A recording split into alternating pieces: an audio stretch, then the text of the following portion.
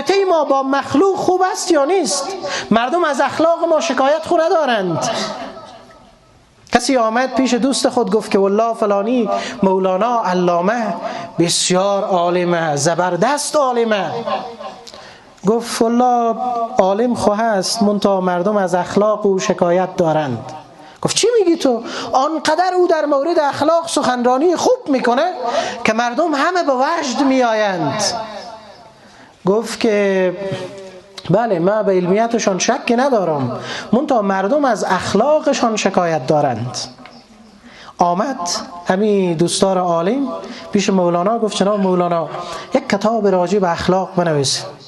مولانا کتاب راجع به اخلاق نوشت، یک کتاب 300 350 400 صفحه.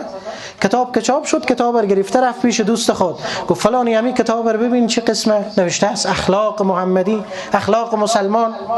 ورقا رو نگاه کرد، جلد رو نگاه کرد، این کتاب به این سنگینی رو نگاه کرد. گفت واقعا کسی که این کتاب رو نوشته عالم بوده. گفت این کتاب رو همون عالمی نوشته که تو گفتی مردم از اخلاق او شکایت دارند. گفت عزیزم، من نگفتم اخلاق نداند، گفتم اخلاق ندارد. نداند تا ندارد خیلی فرق داره. خداخوان تا خدادان خیلی فرق داره.